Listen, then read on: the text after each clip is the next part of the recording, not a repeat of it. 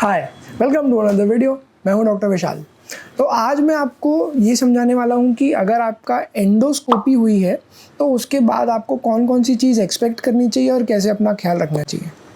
Endoscopy क्या होती है, उसमें क्या किया जाता है, उसके लिए मैंने एक और डिटेल वीडियो बनाया है, मैं ऊपर लिंक कर देता हूँ, आप वो देख सकते हैं। हालांकि मैं शॉर्ट में ये समझा दूँ कि एंडोस्कोपी एक ऐसा प्रोसीजर है जिसमें आपके मुंह के द्वारा एक कैमरा आपके गले के थ्रू आपके पेट तक पहुंचाया जाता है, ये देखने के लिए कि अंदर किस कारण से आपको तकलीफ़ हो रही है।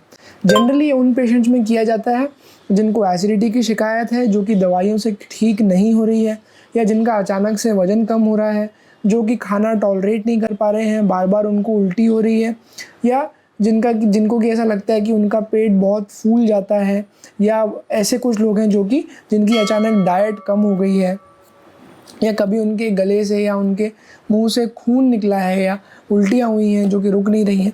तो ऐसे कई सारे कारण हो सकते हैं जिनकी वजह से आपकी एंडोस्कोपी की जाए।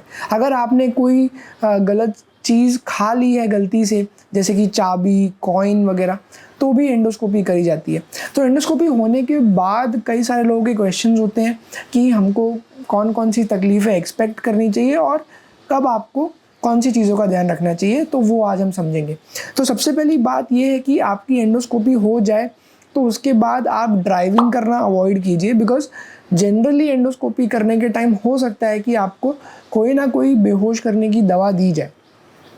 कुछ कुछ सेंटर्स में सारे पेशेंट्स को दी जाती है, कुछ कुछ सेंटर्स पे किसी को नहीं दी जाती है। ये बहुत ही वेरी करता है हर एक डॉक्टर टू डॉक्टर और हर एक हॉस्पिटल टू हॉस्पिटल। ये प्रैक्टिसेस डिफ़र करती है, अलग अलग होती हैं। तो अगर आपको भूल की दवा दी गई है तो आप ड्राइविंग करना अवॉइड कीजिए एटलीस्ट 24 घंटों तक। नेक्स्ट इंपॉर्टेंट चीज़ आती है कि आप क्या खा सकते हैं और क्या नहीं खा सकते हैं।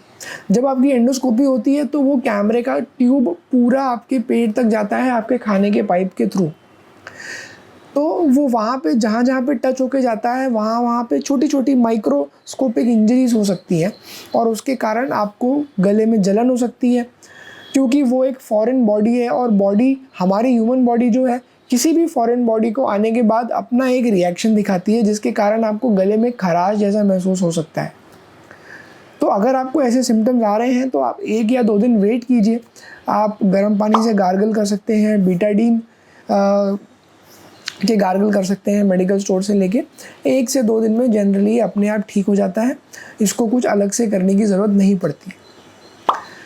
आप क्या खा सकते हैं वो इस बात पर डिपेंड करता है कि आप कौन सी चीज़ कंफर्टेबली खा सकते हैं। अगर आपको गर्म चीज़ों से ज़्यादा दुखता है तो आप वो अवॉइड कीजिए। अगर आपको हार्ड खाने से ज़्यादा दुखता है तो आप वो अवॉइड कीजिए। आप सिर्फ सॉफ्ट खाना खाइए आने वाले 1 से 2 दिन तक।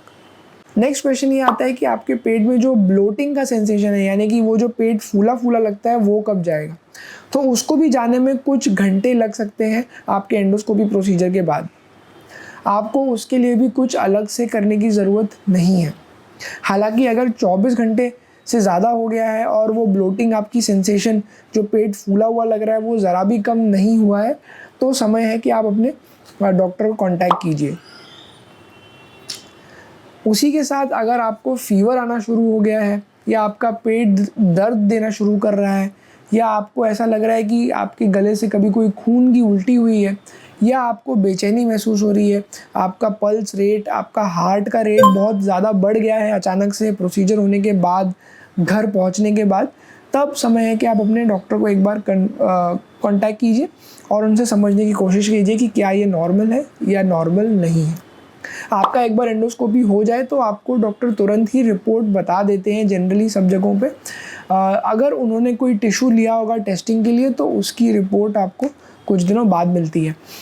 जहाँ तक मेडिकेशन की बात आती है, एंडोस्कोपी के बाद डिपेंडिंग ऑन क्या बीमारी है, डॉक्टर्स जनरली आपको मेडिसिन एडवाइस करेंगे। उस मेडिसिन का कोर्स हो सकता है कि कुछ 2-3 दिन से लेके 15 दिन या 1 महीने तक चले, और हो सकता है कि आपको दोबारा रिपीट एंडोस्कोपी के लिए बुलाया जाए, ये देखने के लिए कि क्या आपके अंदर की जो बीमारी है वो ठीक हुई है या नहीं हुई है। तो ये था एक शॉर्ट इन्फॉर्मेशन वीडियो आपको बताने के लिए कि एंडोस्कोपी के बाद आपको किन किन चीज़ों का ख्याल रखना चाहिए। इससे ज़्यादा अगर आप कुछ जानना चाहते होंगे तो बेशक कमेंट कर दीजिए। किसी और की इससे मदद हो रही होगी तो उसको शेयर कर दीजिए। and subscribe to the channel. I will see you in the next video.